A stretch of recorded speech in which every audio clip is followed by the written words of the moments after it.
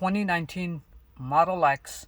Customer complaint is that fault that you're looking at on the screen, that is keep prompting okay to drive scheduled service. So put the vehicle on the service mode. This is the code we got, DIS_W149 oil pump failure. So we're gonna check power, ground. It's a 3-wire connector, so power, ground, and a LIN bus signal. Let's check that, see if we're getting power, ground, and the signal. Chances are it's gonna be the pump itself. So before we condemn that, let's go under the car and look at the wiring diagram and see where we at. Oh, by the way, if you keep driving with this fault right there, and once car's under service mode, you will see for DIS, drive inverter slave. That's what DIS stand for. It will throw a temperature fault as well too along with this. So last time I was looking at the logs, along with this code, there was a temperature code as well too. So let's go look at the wiring diagram and do some measurements. Okay, so this is the front drive unit oil pump. Make sure the production date that you looking into, whatever vehicle you're working on, make sure the production date matches. That's very important. Okay, so let's get back to it. So pin 1 would be our red wire and should have a power to this, and then the green wire, which is pin 2, should have a LIN bus signal, and then pin 3 is our ground. We should have good ground. So let's see what amp is that. That's a 20 amp fuse. So let's go by the pump, easier to get to, and let's check our power, ground, and LIN bus signal. Okay, we're under the car.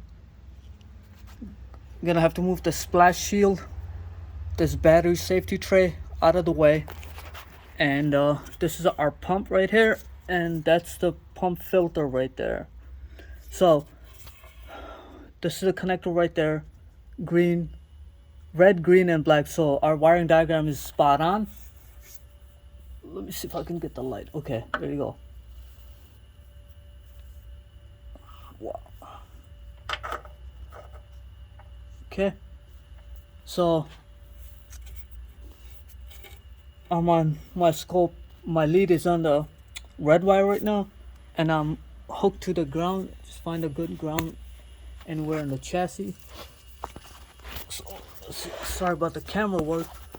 I'm under the car. Okay, so this is my ground right here, and you should see a 12 volt. We're not seeing 12 volt because the car is sleeping right now. So let's open the door and see. We see 12 volt right here. Okay, so we got 12 volt. As you can see, live voltage. Once the door is open, comes awake.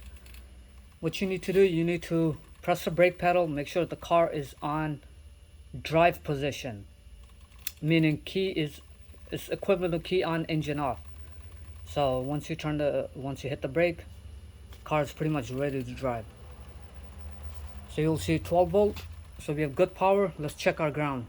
My test light is hooked up to battery positive, and we'll touch the ground, see if we have good ground. So let me get that going. Okay, so I got the jumper wire right here hooked to the ground, and let's touch our test light and see if it lights up. Let me get that going.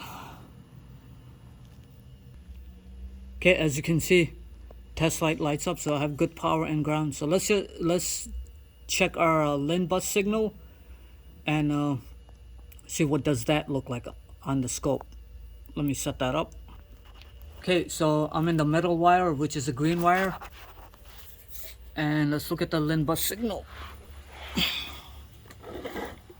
Okay, there you go. That's what the signal should look like. So let's see. Let's look at this. Let's pause that. and it's a 12 volt LIN bus signal. My cursor one is at 12. Oops. Okay, and the cursor 2 is close to 0. So that's what the normal signal looks like. So it looks like it's a bad pump. Gonna coat her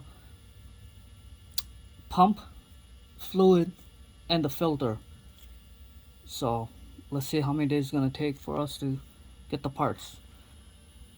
Let's play that again. Okay, so we have good power, good ground, and good LIN bus signal. Once again, car needs to be in ready to drive position. The key is on, accessories on, you won't get power ground, you won't get power, so ignition power, and then yeah. All right, yeah, this is it for this.